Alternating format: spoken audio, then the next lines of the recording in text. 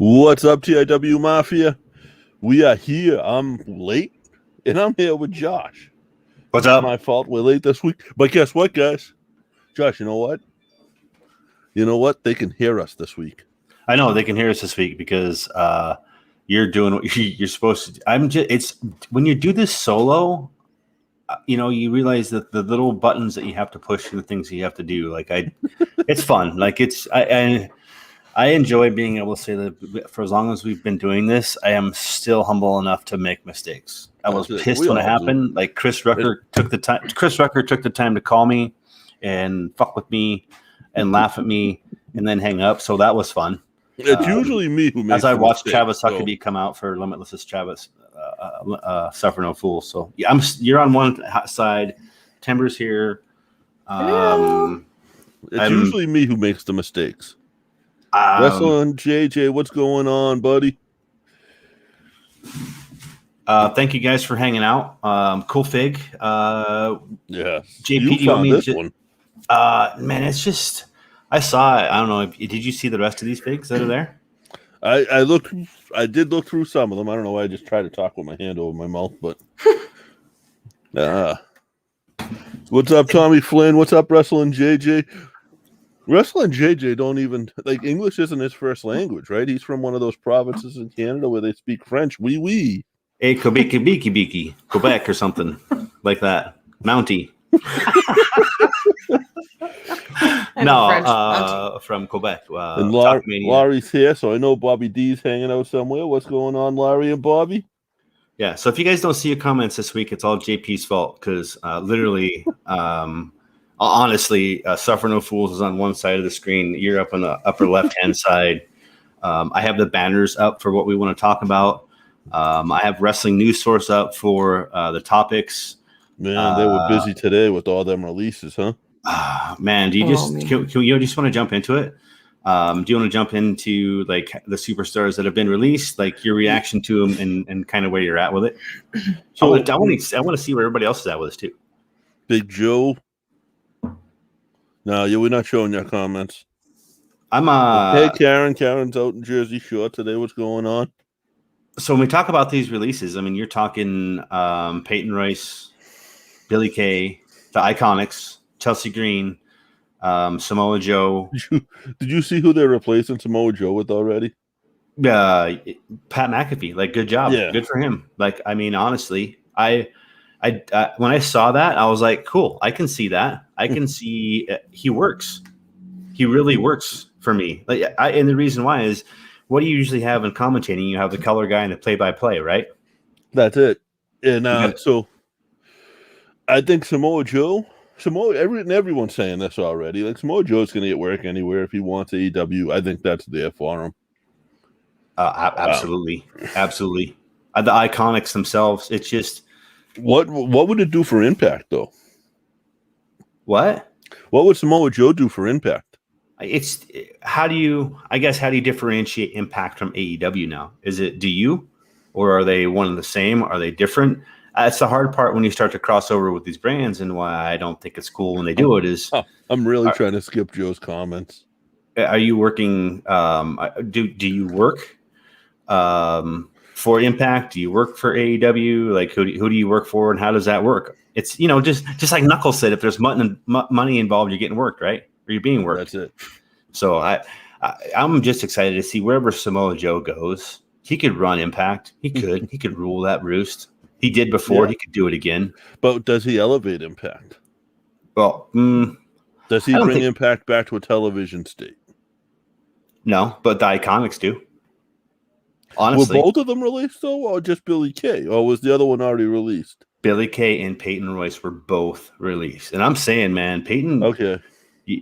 Billy Kay is the ha-ha funny. Even if you watch her in WrestleMania Night 1, which I went back and finally watched, man, if you watch her ha-ha funny with Carmella, and then you have somebody that's as technical as Peyton Royce, I'm just a mark, dude. I'm a mark for them. Mickey James is gone too. I know there's Kalisto is gone. There's a lot of people that they Kalisto, let go. They'll all get work though. That's the thing, is there was no duds. There was nobody that, I mean, Mickey James, she just had the baby. Does she want to work? Did she ask for this? Maybe. I don't know. Does it? I don't want to ask. Does it matter? Because yes, it matters. Right? It matters. It matters in the long run, but in the end, we see the TV part of this. I mean, are we ready to accept this part of what professional wrestling and sports entertainment has become? Is everybody? It is where it's at, man. You've got television writers that are looking at somebody like Rhea Ripley and they're going to put a belt on her. I'm a huge mark for her, but I don't think she deserves the belt right now. Right? No, no, and I don't think she's a person that is going to elevate the belt. I think she's a person that gets elevated by the belt. It kind of legitimizes her up there right now with having the belt. So can you talk a little bit about what you just said? Like, and I don't think for people that listen to the podcast on a regular basis, you've only said that a handful of times, but it's one of those cool things you say when it's associated with the belt is like you either elevate the belt or the belt elevates you, right? Right. So if you think of the belt, so think of the belt like this. If the belt is a gimmick, okay, if the belt is a personality. Which it is. It very much is. So now when you have the belt, you're in a tag team. You're not just a singles wrestler. You're in a tag team. It's you and the belt. Are you elevating your partner or is your partner elevating you? Absolutely. Just like when you have a one-on-one match, you've got you're there, even though it's a face and a heel, you're there to elevate each other. So I get that. So we don't have Taker for the first time in Mania. Right. We don't. I didn't notice that, by the way, either. How's that? It's because how good does that speak for how good Mania was? It does. I think it speaks volumes to how good Mania was and how well they did to distract us from that. I thought Bayley really co-hosting along with Titus and Hogan was tremendous. I thought it was awesome. I thought it's amazing what a fake pair of glasses and a coat can do to a personality, and she wears it well. Like her maturation process just over the last year and a half is cool. She overshined two huge personalities. When you can overshine Hogan and Titus, like when you can do that, I think you've reached it. Flug and Molly's getting a lot of love in the chat, by the way. What? Flug and Molly, because you got the shirt on, getting a lot of love in the chat from Joe and RJ. Good, as it should be. I paid for that. It was fun. That was really fun. My shirt is cooler though, I think. Yeah. Did you see Temper's shirt? I don't know if nobody's commenting on that shirt. You that shirt, that's that August Gray. That's your Easter egg. That's that August Gray shirt right there. That's funny. I figured that shirt would be gray. You right? No. This is part of that package that when COVID hit, and we started sending or buying things from our independent pro wrestlers that we love and adore. He was the first one, and it was a matter of, I'm sending you this much money. I just need a T-shirt. But how August is, he didn't just send a T-shirt. So just really cool of him. And Flogging Molly was fun. And I even have my little wrestling buddy on my keys that goes with me everywhere of AG. I think we've made it, guys. We got spam in the chat. We have spam in the chat. Thank you for attending, spam. Thank you, Elvis. I like mine too, but Tember's especially, and Josh's are great shirts. Mm-hmm. The tickets were fun. I got to watch Flogging Molly live. She got the T-shirt plus two other. I got 3 T-shirts. This happens to be a T-shirt that I actually went to the show here in Missoula, and it has that show on the back. So it was a pretty cool thing to get because I didn't get it at the show. So I got this however many years later. So that's pretty awesome. That is cool. That's all. I always like to get the quantities now that I can get into them. Oh, wait, it's because you're good. Are you disappointed at all in the releases? Like, No, because I think I think we're still going to see them all on TV in one way or another. Well, I agreed. Bo Dallas, there goes my Kane Undertaker reboot with Bray Wyatt and his brother Bo Dallas. That would have been a cool gimmick, right? That would have been cool. Right. But how fun was it for me to start that rumor and see it come all the way back around? It really did. Like, that made the news sites. I'm sorry. Chelsea Green, she never has really got a chance from seeing her all out that 4-way when she plays the multiple personality, the real Chelsea Green. Dude, I'm excited about that. I'm really excited about from the time that she had to cancel at Defy until now is like her career's been on pause, right? That's been 2 years. So, a long time. Yeah, and she's one that wasn't getting used a whole lot, was she? No, she never got used. She was injured most of the time. Let her go. Mickie James has been out. Ruck is going to hate me for this one, but she's been out because she had the baby. When is she coming back? I don't know. Go be a mother, and then I guarantee you Mickie James will be back in the WWE at some point. Well, when they say release, and I take this with a grain of salt, you're an independent contractor, you're 1099. So when you get released, you're really just saying, hey, we're releasing you from your 1095, go do your thing. Well, this is the taxes for, right, JP? I mean, that's really what drank if you're watching, because JP's holding back that yawn. I thought I snuck that one in. Yeah. Even though I have Limitless going in the background, JP, with Travis Huckabee and Matt Mikowski going, I can still see you trying to hold that thing in. What a good match. Limitless champions. MJF, August Gray. Yeah. Tonight, the Christian Casanova. You haven't seen him. Well, you did see him. He was on WrestleMania. I know. He was one of the ones bringing out Kyle O'Reilly. Can't say that name. The cool thing is, we can watch this, and Huckabee is cutting a promo right now in Huckabee form. Not, his hairline is getting further back, though. I noticed that for sure. Those 3 hairs in the front got him combed over nicely. And he's not an old guy. He's not. He's a young kid. He's young. I saw him on Week in the Life of. Do you want to run through WrestleMania? What was your favorite match of WrestleMania as we get into this? Was there one? Do you want to go night 2 favorite match, or was there a favorite one overall? Night 1 was definitely my favorite night. Yeah, I think it was everybody's favorite night. Why it was my favorite night? Because I got to fast forward to the first 40 minutes of the lightning delay, and just pick up where. Well, yeah, me too. I mean, what my Friday night last week was. So yeah, I did the same thing. I watched it later, and were you disappointed in any match? Not really. No, there was nothing that I said there was no match where I said that was an absolute stinker. You know what else is cool?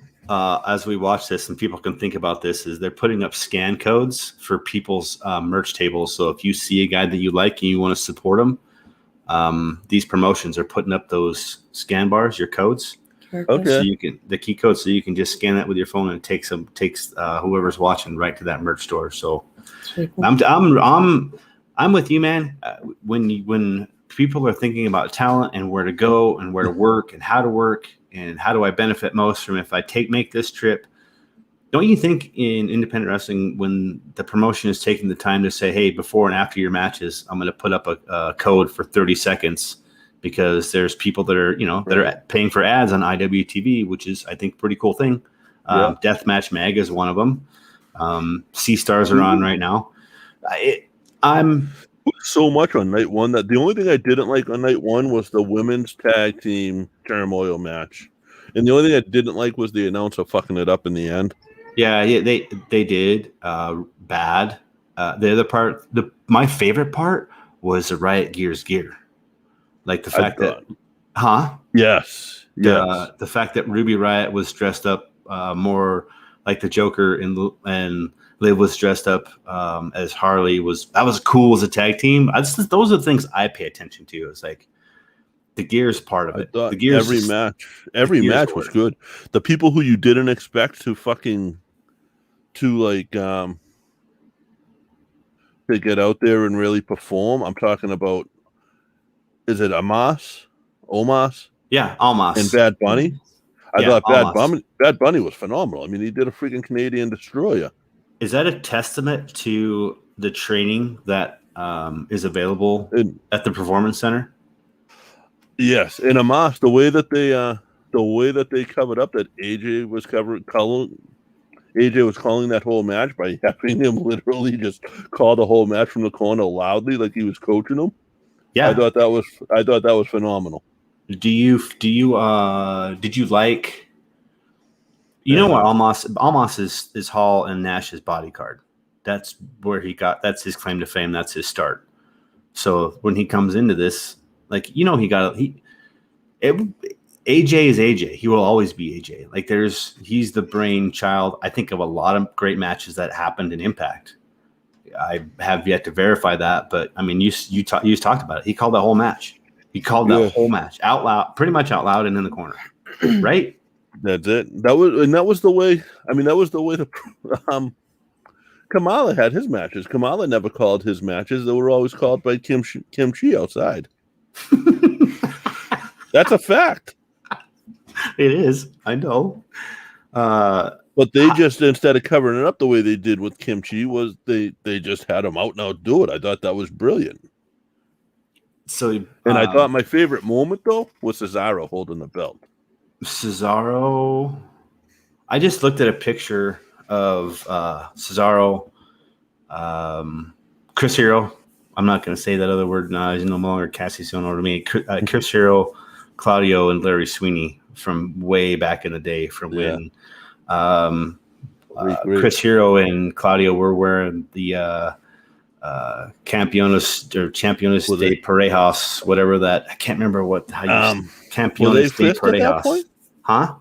Was that a fist at that? Was that a version of fist at that point? I don't remember if it was a version of fist or not. It was just one of those pictures that when you see it.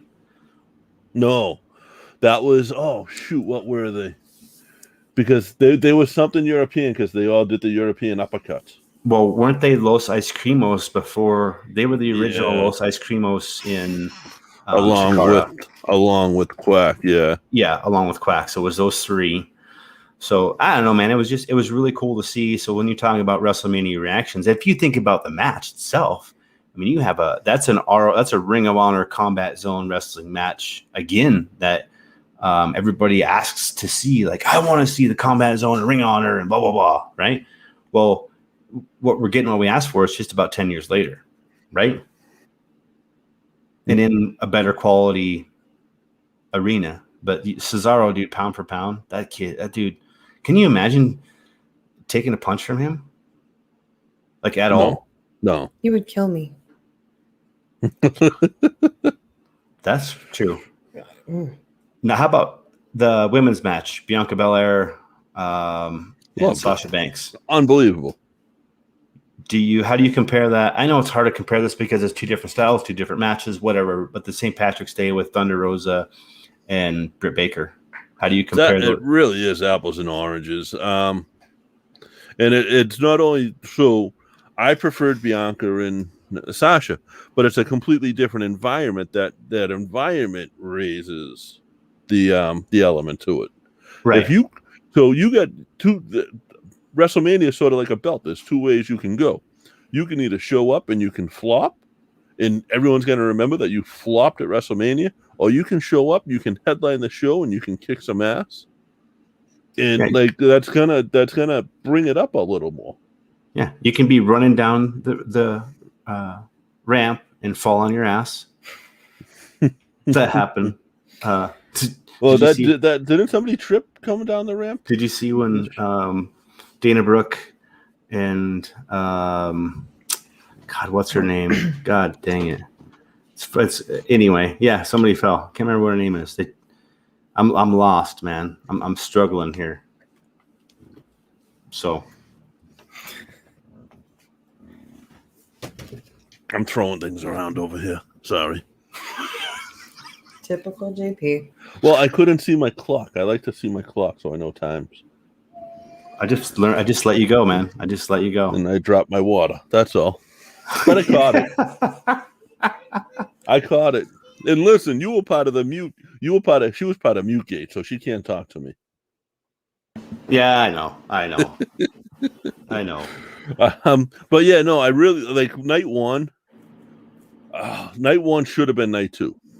See, but how do you, as a booker, and you can probably appreciate this, as a booker, and if you're going to do this, and this is, I think, going to be my contention every time, is you never know which night's going to pop off. Because night 1, they may set the bar, to the point where night 2, no matter what you do, you can't get back there. So here's the thing. I was watching a video of a guy on YouTube who was at WrestleMania both nights. And he walked in night 2 and he said, oh, wait, I've already seen all this.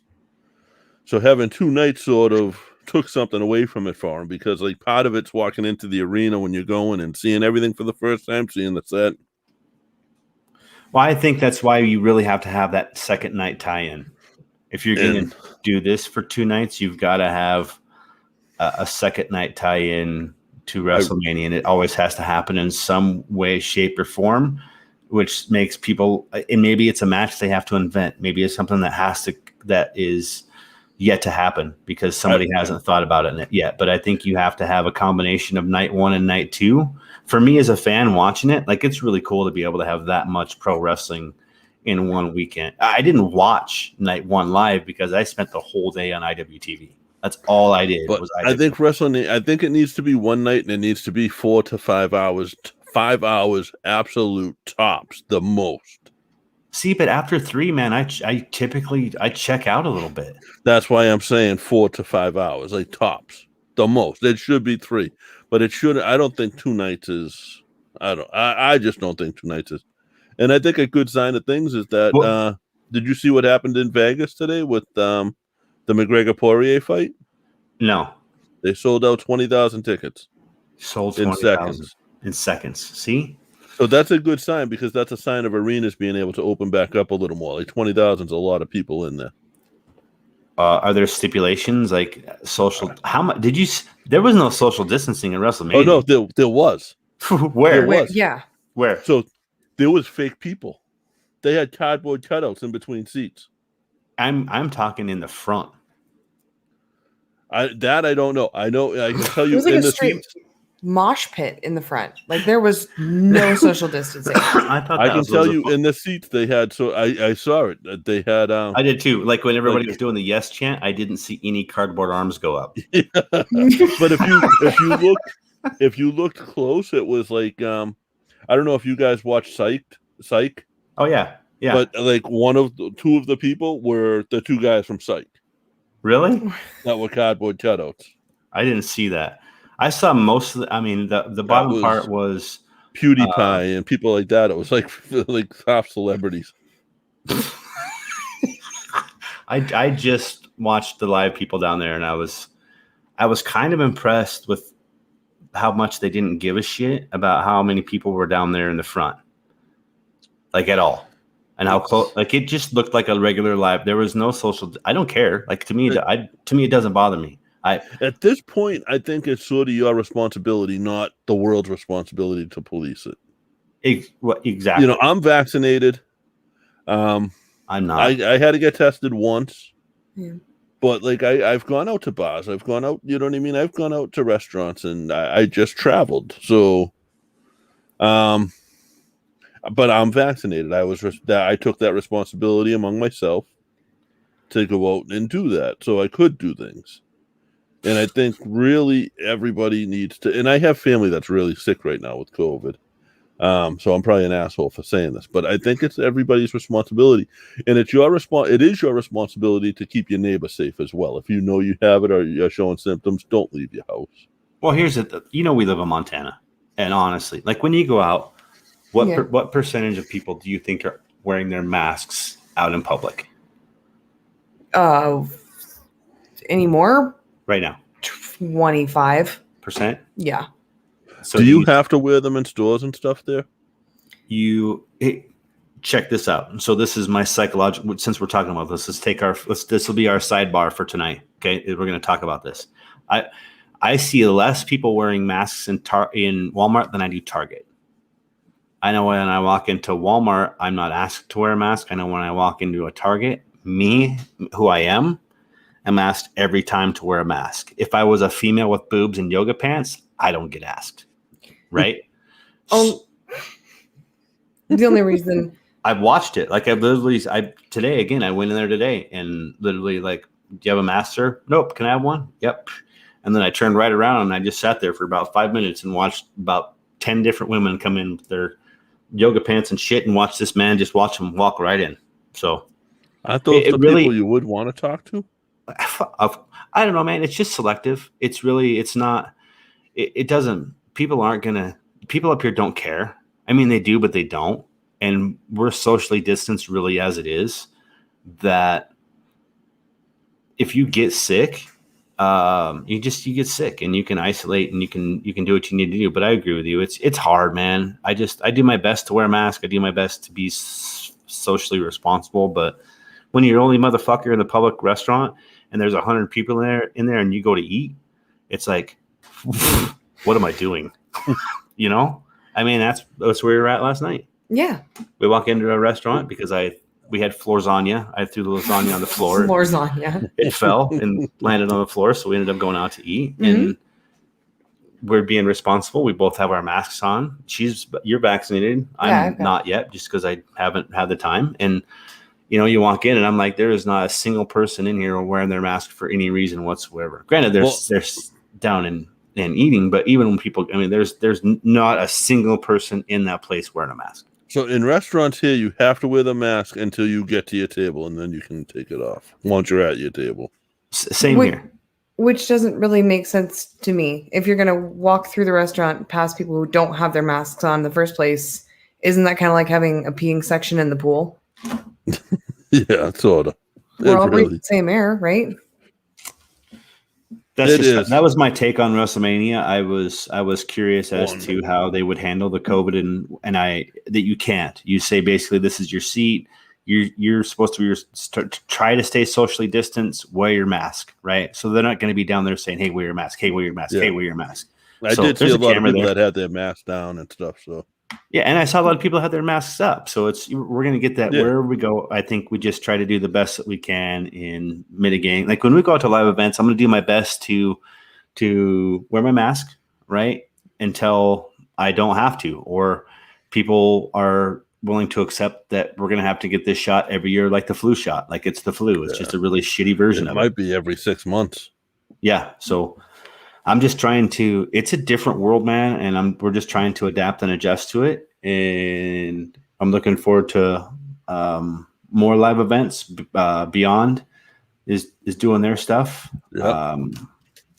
Night 2. What do you think? WrestleMania Night 2. What was your overall takeaway from that? I liked it. I think the most memorable was probably the Bray Wyatt finish. Yeah. I didn't get the makeup running on. I didn't understand that. Like, we all know where it's coming from. We all understand that it came from the headband, and it's not really some spell from beyond, like when it happened to the Undertaker, and it was mystical, and we don't know how Papa Shango did it to him. You could tell how this wasn't a boogeyman eating real earthworms type situation. This was a headband that you could obviously see, and you could see that Alexa was a little awkward after. It's like, okay, quit pumping this shit out my face, and just sitting there, like, hit the lights, let's get out of here. It's those awkward moments, and to be brutally honest about the entire. What's up, Ava? Ava's on TV. Well, what really, I guess, irritates me, man, is if I go back, and I do this every year, and if I go back and I watch, granted they're not as technical, but I watched some old matches, and I don't see missed spots. I don't see drops. I don't see top of the rope. I can't get up there, so I'm going to chop your legs. I don't see, sorry, we're in the wrong position. Just shuffle around now. I'm going to do my finisher. So there's a reason why you didn't see them back then. And that's my point, is I'm struggling, it wasn't man. Done every match. Right. And I'm struggling with the fact that people feel like they have to give that to us as fans every time, because they don't. I feel like the talent needs to hold back a little bit with the stuff that they're doing. So back in the day, the wrestlers used to tell us what we wanted to see. We didn't tell them what we wanted to see. Yep. You know, so you didn't get a 450 corkscrew 3 times in a night. Shit, you didn't get 2 fucking figure 4 leg locks in a night. You didn't. It didn't take 4 or 5 finishers to Right. A finisher finish somebody. finished. A finisher for you did not kick out of a finisher. You didn't, unless that was what the booker said. You did not. And when I say a finisher, I don't just mean your finisher. If you were on a show with Jerry Lawler and you did a pile driver, you better not have gotten up from that pile driver, even if it wasn't Lawler that did it. Yeah.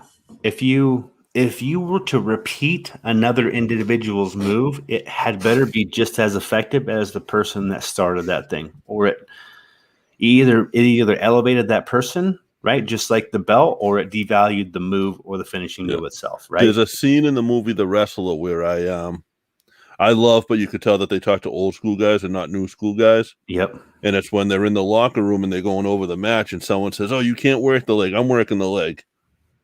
Like, that doesn't happen now. No. And the other part of that too, and this is, I appreciate that you brought that up, is I appreciate the fact that when I need a reality check, when it comes to something like that, I can simply pick up my phone and text Evan Ginsberg and he can check me. You know? And Evan loves to. Evan is an old school guy. He's I don't like the word wrestling historian. I think it's overused and abused, but he's a wrestling resource is what he is. Yeah. He is a professional wrestling and sports entertainment resource for anybody that wants to know how the transition went from the carnival business to television, right? That's it. So, what's Elvis asking us? Elvis says, which female wrestler is the most beautiful and why is it Sasha? Nice, Elvis. Nice. I think Chris Rucker paid you to ask that question. No, Rucker would go with Mickey James, I think. Or Becky Lynch. All 3 of them probably, knowing Rucker. You know it's real? Like, we don't call coffee creamer in our house coffee creamer. What do we call it? Rucker juice. That's right, we call it Rucker juice. Yep. But only when it's pumpkin spice. No. Josh, I gotta read something pretty quick. Okay. So today's podcast is presented by Podgo. Podgo is the easiest way for you to monetize your podcast, providing podcasters with a flat rate for ad space, so you always know how much you get. When you include an ad from Podgo, apply today. Become a member and immediately be connected with advertisers that fit your audience. That's podgo.co at podgo.co. And be sure to add the Irish Whip and how did you hear about us, about Podgo section of the application. Dude, Podgo is amazing to us, and I appreciate everything that they do for us. It's just fun to talk to people when they ask, like, if I wanted to start, what's a good place to start if I want to start monetizing my podcast? Podgo is where I send. That is the way to go. Elvis, to answer your question, I do not think that he needs to ask me to answer that question. He can answer that question. Am I able to answer the question with my wife sitting there? Am I able to answer if somebody's beautiful or not? Yes, I'm absolutely. Absolutely. That's why I have a 45 by 82 signed autograph picture of the Iconics that I can't hang in the house right now. Because they can drive me crazy. That's actually, you guys were talking about them being released or whatever, and I was like, I'm really not too sad about this. Oh, I love the Iconics. They drive me so crazy. I just miss being able to walk out and, like, when something happens in the house or I don't do something, I just miss. I was watching some old matches that I was at that I helped set up here in New England on YouTube not too long ago, and one of them was like their first match in the U.S. or one of their first matches in the U.S. I forget the name they were going by then. It was something Eagles. I think about this: Tennille Dashwood, Shaza McKenzie, Billy Kay, and Peyton Royce. It's time. Like, it's literally time to bring all 4 of them in a stable. And somebody had sent this earlier, but I think they left out Shaza. Those 4 together would be really, really fun in AEW, even for a little while. The Sheep Herders. That's the name. It's got to be. They got to be the Sheep Herders, part 2. Yep. Joe Salenza, I think is watching us on YouTube. What's up, Joe? And he's asking me thoughts on Beyond and Women's Wrestling Evolution. So WWR. So it's I think it's Women's Wrestling Revolution merging for a new brand. So that's take this with a grain of salt, okay? Because WWR and Beyond are the same. They're one and the same. They're just a different brand. All WWR is Beyond branded as an all-female show. So absolutely cool. I think right now it's a race to whoever can get a 2-hour all-female show on television is who's going to win as far as where the female talent starts to go. And we banked money a couple of years ago on Glow. Not We Glow. did. What's David the McLean. new one? Yeah, what's the new David McLean? Wow. That's right. Yeah, we put all our chips in on Tessa, man. We put all our chips in on Tessa. And, That's really what we did. WoW is still a cool, fun product. It is. WoW could. You know how we are. It really comes down to who's got the ambition and the balls to do it. And Chris Jericho. If I'm a young up and coming kid that wants to be something somewhere, I'm probably going to go and be part of a system first so I can understand it. If I've been around people that have been part of a system like the WWE, if I've grown up around that and I have friends that are in that, I'm going to go do that. I'm going to go learn that so I can have that in my repertoire, right? Yep. And then at that point in time, I can go do whatever the hell I want to do and then come back, right? That's it. So go, honestly, the security that the WWE offers for the minimal contract that they give the signees is good. Do I call Vince the Collector? Yeah. Did I get that from Desmino at Talkmania? Yep. I absolutely believe it. And we see it. We see him sign people, sign talent, and then not use them. We see him sign talent like Aleister Black, Keith Lee. I'm not going to go through the list, but it's there. And it sucks knowing that we don't get to enjoy that part. We don't get to enjoy. Keith Lee's phenomenal, amazing. I love Keith Lee. Like just one of a century, one of a whatever amazing talent. I mean, the kid can a Spanish fly from the top rope. Are you serious? It's like Mark. He's Mark Henry, but more athletic. Not as big. Yes, that's a good way of putting. Yeah, but in today's generation, he's pretty close. Yeah. Oh, size wise. Just ripped that out of our ears. So night 2 was really fun. I don't want to dwell too much more on WrestleMania. But I really enjoy Roman Reigns as the heel that we knew he could be. And I'm going to say this and feel it, is that the only way that Roman Reigns could become the heel that he had to be was John Cena had to go away. I loved when Roman reacted to the crowd when they said, like, Roman said that was awesome. But there was no if you think about it, we haven't had a heel reaction to a crowd in a year. So seeing him as him as the doing that and reacting to the crowd was fun again, man. It was really fun. I want to talk about Bloodsport a little because you watched it. I bought it. Yeah. We tried to do a show about it. I sucked on it. Long story short, I got in an accident. We had to reschedule the interview with a Savage Gentleman and Lady Frost, which I think might happen tomorrow. I don't know. We're just playing it by ear. We're going to see. Who knows? Awesome. But I want to ask you again. Okay. What? What did you think going into it? Like Bloodsport6? Like, what did you before you started watching it? What did you expect? I expected more like death match, but it turned out to be like fusion between, and take this for what it is, like WWE and a death match, which actually I really thoroughly enjoyed it. Did you feel like it was more mixed martial arts, grappling? I wanted more blood in the beginning, right? JP, yes. The beginning matches. I mean, they are what they were grappling. There was a lot of grappling, and that's what it should like. They want it to look very real. Yeah, it's a grapple fest. It's part of that grappling that catches it's an art that you have to learn to go to the next level. A piece. Josh, I'm pretty sure you've been in a street fight in your life, right? A few. Tember, I know for a fact you've been in a couple, and I know I've been in a few. What don't you do in a street fight?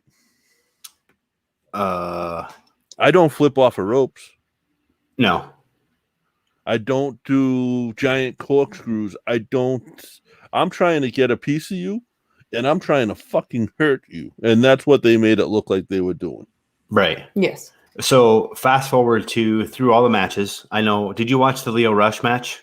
Yes. Love him. The bout, I should say. Sorry, Rich Palladino. Bout. What did you think of Rich that? was so good at that too. I know. He just teleported all weekend long. Everywhere you looked. Dude, he posted on his Facebook that he stayed with a friend. I won't say who the friend is because it'd be like name dropping, but yes, I know who you're talking about anyway. He stayed with somebody that whole weekend, borrowed that guy. That guy let him borrow their car, and that included he did shows. He had shows Saturday night at midnight until Sunday afternoon. I know. Every time I turned on the television, every time I turned on IWTV or something else, when I paid $20 for Fight TV for Bloodsport6, and I saw Rich Palladino, I was like, "What the fuck? Where is he here too?" It's because he just packs all of his tuxedos with him. Yeah, I know. And when he goes, and then you just quick change. He does that for every show. I know. He has a suitcase. I've seen this. He has a suitcase full of cummerbunds, and he'll have the special ones with him, and he'll be like, "Oh, I can't wear that one because I wore that one at this show. I can't wear this one because this one means this to me." It's incredible the amount that guy puts into this. He loves pro wrestling more than anyone I know. So if you're not familiar with what shoot wrestling is or grappling is, it's UFC. It's the ground and pound. It's UFC at 80%. It's the ground and pound at 80%, where you're doing enough to just land a shot but not do damage. So a lot of these Savage Gentlemen, Leo Rush, they're doing this to hone that art form or continue to keep it sharp, right? Ooh. And we get to benefit from the fact that we've got Josh Barnett and John Moxley that are willing to really just beat the living shit out of each other and throw elbows on foreheads to see who can create the bigger gash. And it was there was blood, yeah. Lots of blood. Hey, Nick. Yeah, there was a lot. What's up, Had? What's up, Nick? What did you? I know you weren't expecting. You had no idea. You were like, the Addicts boys in the house. Yeah, you were like, we're gonna watch Bloodsport6, and I cooked. I didn't get to watch Davey Boy Smith Jr. I didn't watch a lot, but I watched the main event. Yeah. And there was a couple spots where you had to look away.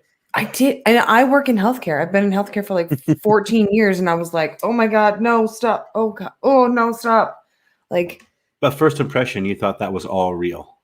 You thought John Moxley was concussed 100%, right? I still stand by my statement. He had a concussion. He may very well have. He very well may have. But he's selling it, right? Oh, he sold it 100%. And I was thinking about this the other day. Can you think of 3 guys that have been part of a faction outside of NWO, bigger than Moxley, Seth Rollins, and Roman Reigns, that are just killing it and continue to kill it and be at the top of their game separately than those 3 right now? Honestly, can you? Kingston? No, not really. I mean, Hall, Nash, and Hogan. New Day is, but they're not to the point that the Shield is doing it right now. Yeah. I just, if you guys get a chance, the Bloodsport is, if you don't like mixed martial arts, if you don't like UFC, if you don't like the grappling part of wrestling, you're probably not going to like Bloodsport. It really is for a certain amount of people that like blood. Yeah. Like organized, staged, chaotic, Slaughtering. I mean, it's violence. Violence. It's really just organized. I'm going to go out there. I want you to hit me until I bleed. You hit me with Yeah. as many elbows as Yeah. you need till I bleed. Then we're going to go. Like, it's, to me, it was. But they did it in a very old school way, though, because they saved the blood for the last match. No one else really bled in that. Nobody did. And that's what I appreciated. The in build. It really did appreciate that build up to that match where it's. The reason I get pay-per-views and the reason we don't have a DVR and the reason we do this stuff is because I pick matches that I'm going to go cook or do stupid shit at. And Drop lasagna on the floor. Yeah, it's my fault if I do that.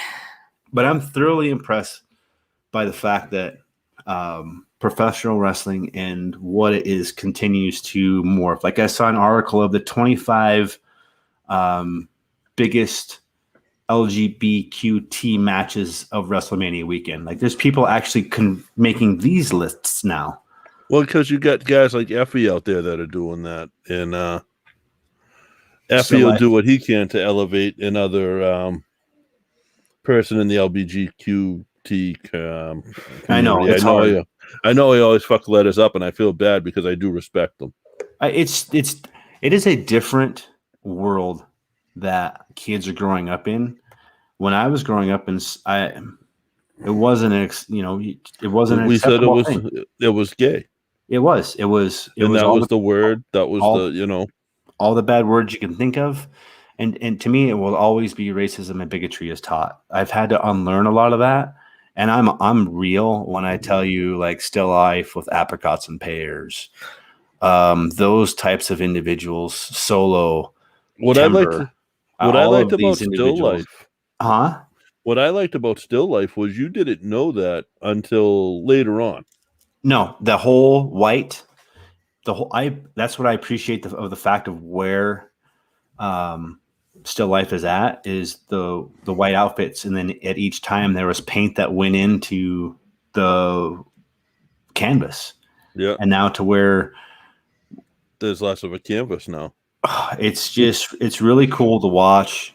It's honest. I'm gonna be honest. It was awkward for me. It continues to be awkward for me, but I continue to push myself through that because I'm being a hypocrite if I don't. I'm being a hypocrite if I can say I'm okay with watching a man wrestling a man or a female wrestling a female, or I'm okay watching a female wrestling a male, but I'm not okay watching somebody general neutral or whatever wrestling somebody else that's that way. You can't think that way.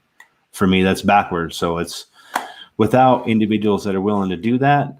There's Robert Martyr right there. That kid was part of the weekend that Drew Gulak was talking about. So there you go. Crazy where these kids show up when we're hanging out. I don't know, man. I'm lucky that Tember sat down and is willing to like absorb this type of art with me. Yeah.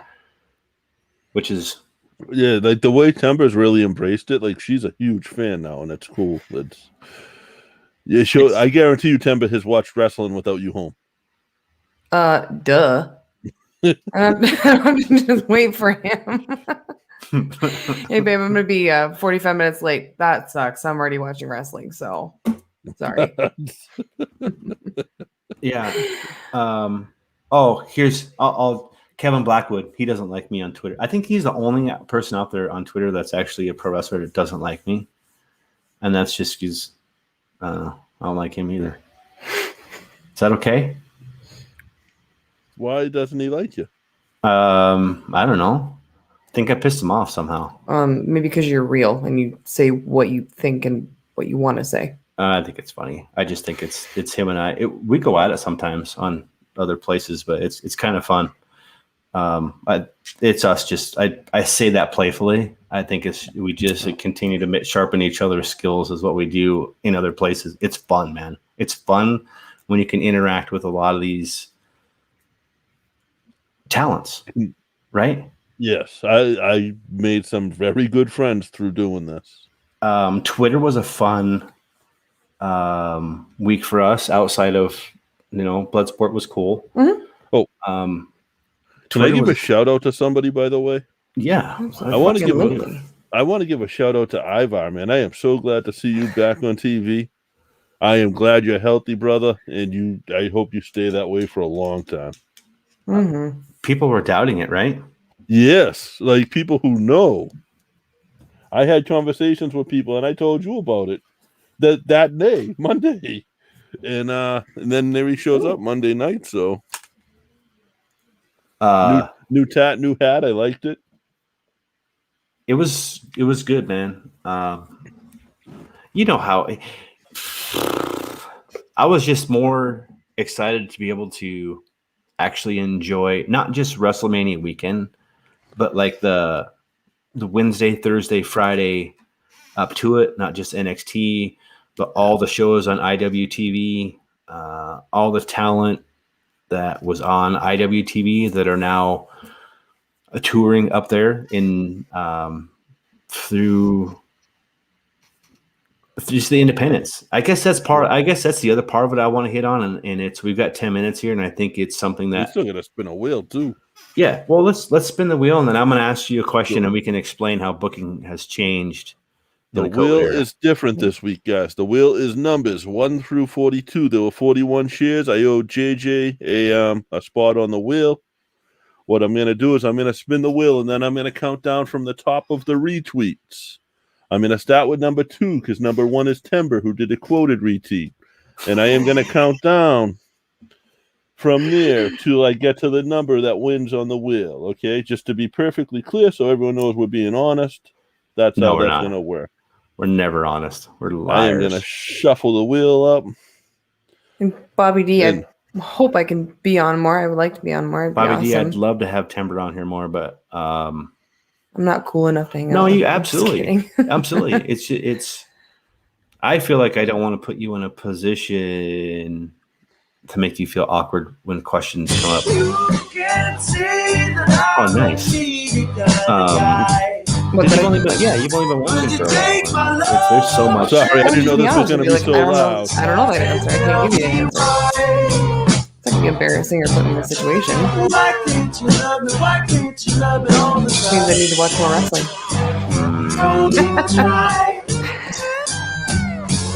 What kind of music are you playing?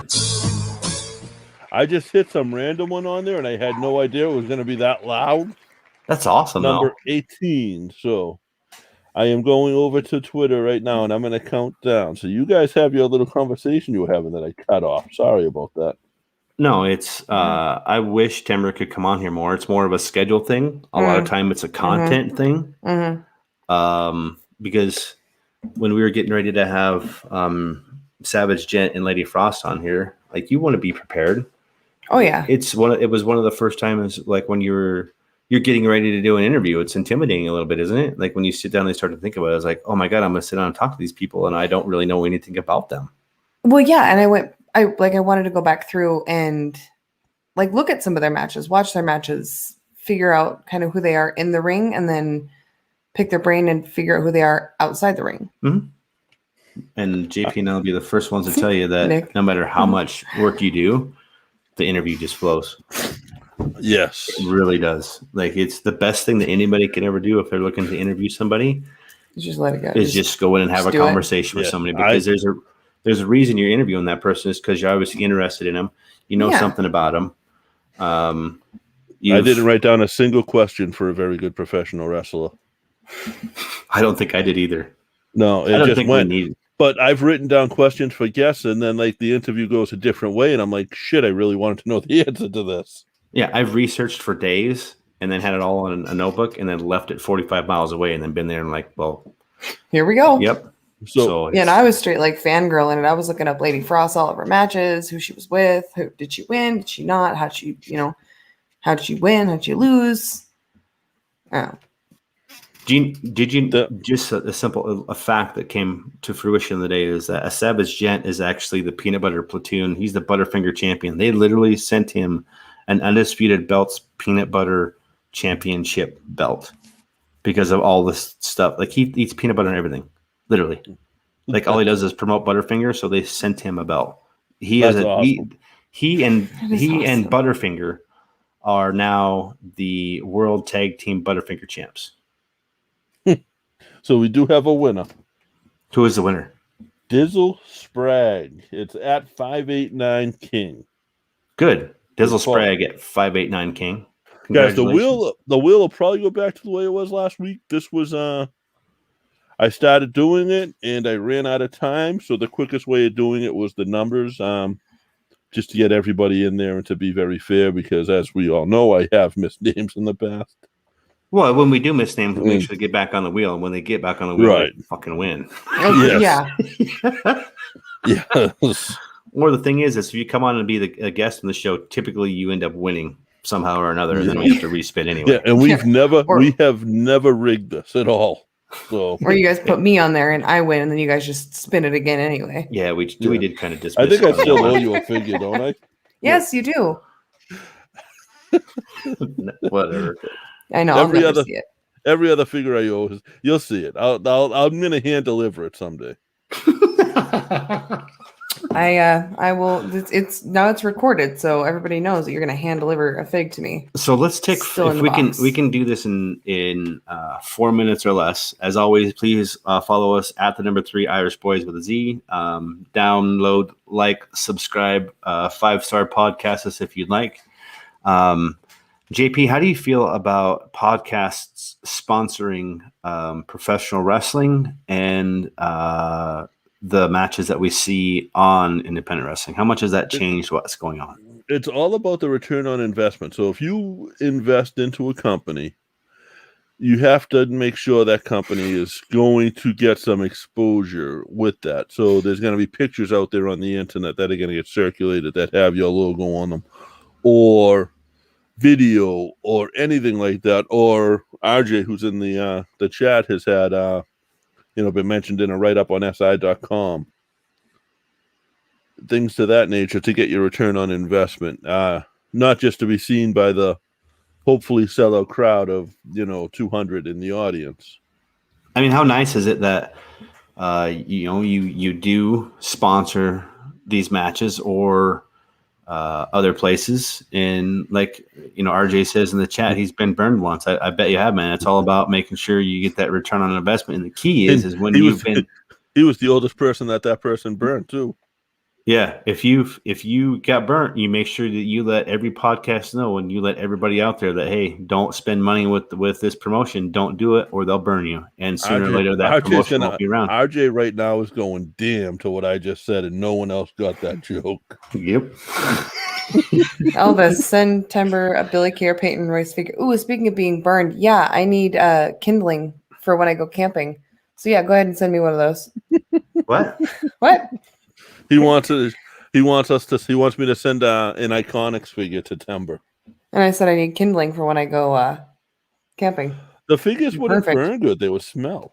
I can't believe you'd say that about the Iconics. I can, and I did. You're fired. It's fine. You're fired. It's fine. Fired.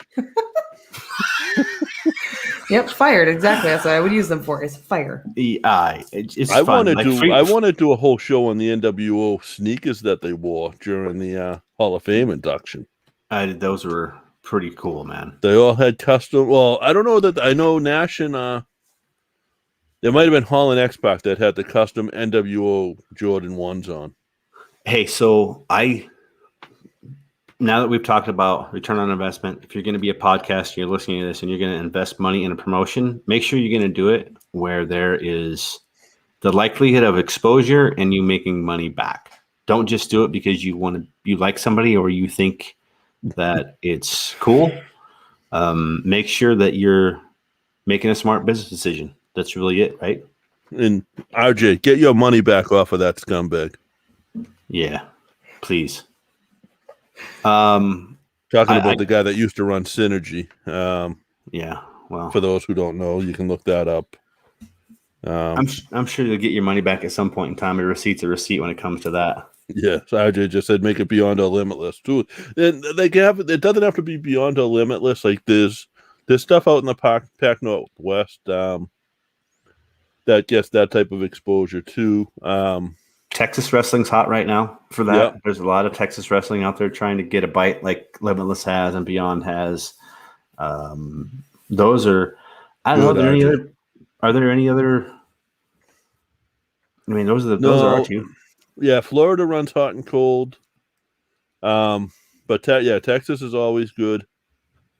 And because you got right now down there, you got Thunder Rosa's promotion that I know Chaos Theory's been investing into a little bit. Mission Pro. Yeah, and up in your area, not so much Montana, but Washington and that type of area, there's a couple promotions that are worth it. And the Northeast is always the Northeast. Right. Just it's all about making something monetarily, right? And what's cool is over the past year, I know we're running a little over, but over the past year, a lot of these companies have learned to run with no crowd live, so they're learning how to run and use the internet. So that is a little extra exposure for anyone that invests in them. It is, and they are they think outside the box, and the fact that you've got youth that are very much progressive and mature, in like Randy Carver at Limitless. What's up, Abe Everett? Right. It is something that I really encourage. We it's hard for us to do it because we're homers for a lot of these people anyway, and we would prefer to give our money individually, I think, than collectively, which call us arrogant, but we don't give a fuck. That's just how it is. Like, I want to be able to promote the whole promotion, but honestly, I'm selfish, and I want to promote the brand that we feel like we want to be behind. And I don't know. That would look cool pretty cool on the side of a ring, though. It would look really cool if Davey Cole put that inside of a ring on a mat. That would look even cooler. Wow. Hey, we're up for an hour. Anything you got to promote, man? Anything we need to push? No, man. I mean, just check out, because when we do this Savage Gentleman, when we do this interview, like, there are really a couple that kind of came up in the business together. I think that's going to be a fun one. Yeah, it'll be a pop-up one. It won't be something that we schedule. It'll be one that we pop up and then we probably put out later on. But it'll be one that if people want to participate, I'm sure they can be a part of. And I'm excited to ask about their wedding and Mick Foley doing the deed. So it's going to be fun, man. That's going to be how you guys get married. Right, Mick Foley? That's it. Yeah. We aren't going to cut the cake. Timber's going to throw me through a table. Yeah. Oh, there yeah. you go. Straight DDT right there. Yep. Straight Sister Abigail. Yeah. As always, at the number 3 Irish Boys with a Z. JP, I think we're done. That's it. Thank you, guys. Bye, guys.